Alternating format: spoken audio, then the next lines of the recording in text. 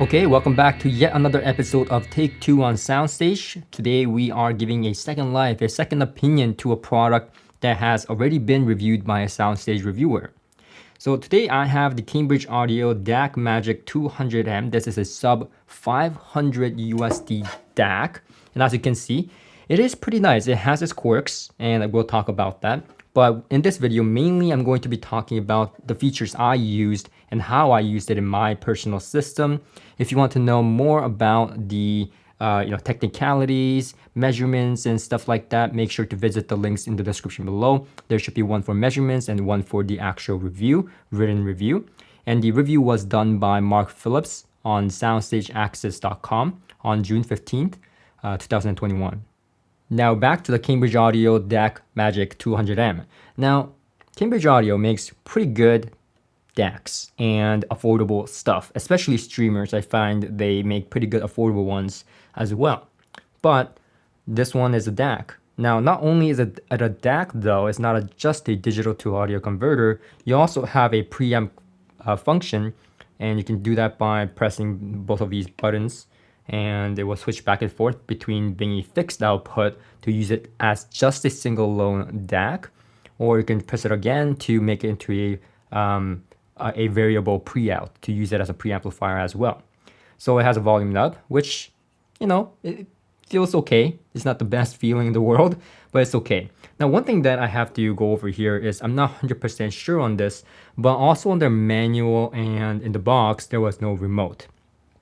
So if they in fact do not ship with a remote, that is kind of a bummer for me because, if anytime it has a pre-out functionality, in my opinion, not having a remote is a bummer and kind of defeats the purpose, because then now I have to go and adjust the volume, which I really don't want to do.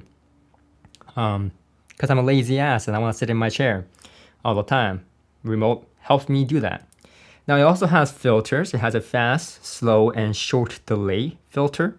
I didn't notice too much of a difference with these filters, and I think that goes for a lot of the DACs out there. The filters either make a small difference or almost no difference. I think that's how it really goes. In this case, it almost makes no difference, at least to my ears. Now, moving on to the headphone output. It powers, it's a 1/4 inch, so it's not balanced or anything like that fancy. It powers pretty decent, I would say, about, medium sensitivity headphones, and it sounds okay. I don't think it sounds too great. It has body to the sound. It sounds warm if that's your thing, but it lacks a bit of clarity on the top, in my opinion. So as a headphone app, it's like an extra thing.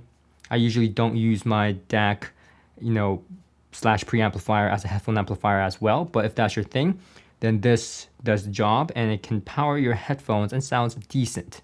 I wouldn't say it's the greatest. We're talking about a $500 DAC here. So yeah. Now moving on. Overall, the aesthetics are quite nice. The buttons are, well placed. It accepts USB, optical, SPDIF, all that good stuff. And it has these balanced outputs, which I appreciate. I think all units should have balanced connections as an option, even if they are not truly balanced. I think that is important because sometimes you want to run long XLR cables if you have the DAC far away from your system, like I do myself.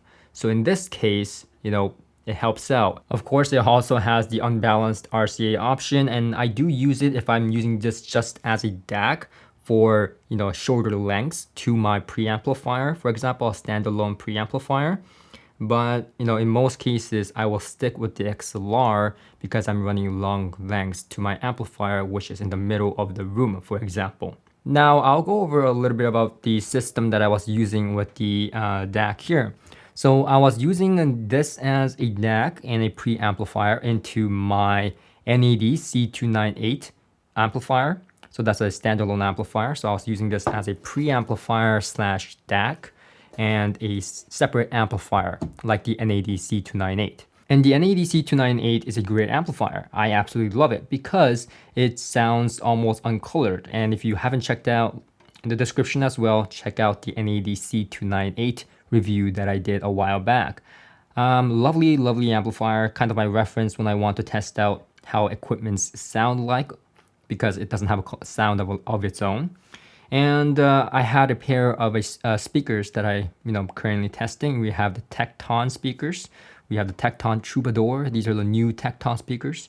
And in the setting that I had, it sounded pretty darn good. And if there's one thing that I have to say about this DAC is that the sound as a DAC / preamplifier is pretty impressive for $500. And when it comes to the sound of the DAC, it's more on the bottom end of the spectrum, meaning that there's more bass emphasis, the mid bass is a little bit more, and I'm not talking about small, actually, quite a bit of a difference even compared to something like my $5,000 DAC, the Hollow May. In comparison, when I was switching back and forth between my $5,000 DAC, this $500 DAC actually had more presence in the mid-bass region, which was actually pleasant and additive to the system that I was having right now.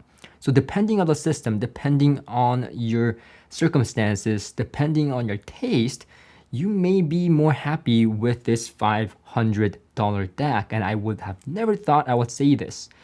But in terms of the overall clarity, the soundstage separation, virtually in all aspects, yes, the Hollow May, a $5,000 DAC is better, but in terms of the overall warmth and musicality, for some systems, I'm not saying all systems, for some systems that is on the budget side and you want a little bit more mid-bass energy or a bit more warmth, about a bit more musicality going, then the Cambridge Audio DacMagic 200M could potentially bring magic to your system.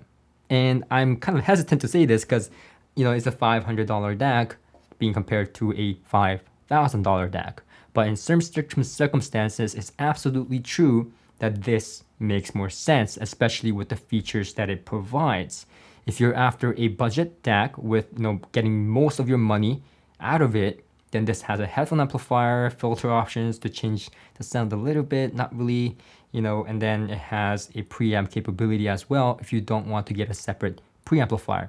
Mate this with a good amplifier and a good pair of speakers like I have, and you will have an incredible time and an incredible sound. So, that's what this does. And honestly, the name suits itself. DacMagic, magic. Is it actually magic? Probably not. It's probably just good engineering. And it has pretty ridiculous sampling rates as well, and also MQA and DSD if you're a fan of that. Personally, I am not a person that chases after highest resolution possible. I like to enjoy my music, whatever it's at, and just enjoy them, But if you're someone that likes higher resolution and that matters to you, then this is a great option for 500 USD. I don't know if you're gonna find another one that goes up this high with all these options and filters and all that. As little as the filters make a little difference, but yeah. And also it has Bluetooth capability if you're someone just not using it all the time, because I don't recommend using Bluetooth all the time. But if you're someone that just wants to use Bluetooth and don't care about sound quality all the time and just wants to, have your friend come over, play from their phone, have someone else play from their phone and have a party kind of like that once in a while, then Bluetooth does come in handy. It does have a Bluetooth little antenna going here. So yeah, and it sounds pretty okay. I'm not gonna say the Bluetooth doesn't sound the best again, but it sounds okay. And for convenience sake, it's good to have it there at least. A $5,000 Hollow May doesn't have Bluetooth because it's not meant for that convenience whole thing. It's about the sound quality and sound quality alone. Here, you're getting a lot more features for $500, even more so than when you go up in the price ranges. So you're trading off with a little bit of sound quality and clarity and kind of the audiophile features in the sound spectrum of things, but you're getting a lot more in functionality, and the sound is quite magical. Brings out the warmth and gives you that wow factor with the kind of the atmosphere surrounding you. Again, not the largest soundstage, but it envelops you. Good amount of soundstage, good amount of imaging, And yeah, overall for $500, I think I'd like it even more than some of these shit audio DACs that I tried.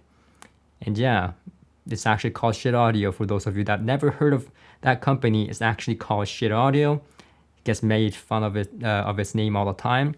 But their DACs are pretty good, more neutral than this DAC.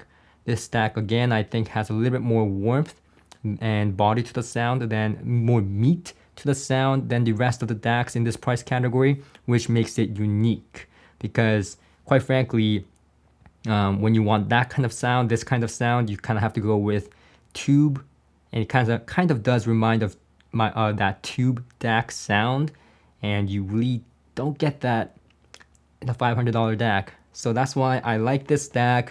I really, really like this DAC.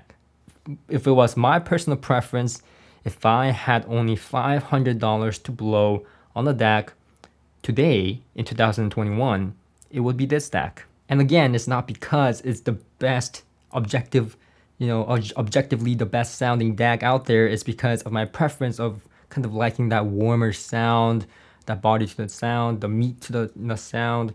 I would trade that for resolution and high frequency extension and clarity, when I have only $500 to spare. So yeah, and I get a free headphone amplifier. Well, it's not free, but you get the point. So that's pretty much it for me. Thank you for watching, and I hope to see you guys back here on the next Take 2 series. Make sure to click that subscribe button so you don't miss the next one, and click that like button if this video was helpful to you and if you found it entertaining, informative, and I'll see you guys on the next one.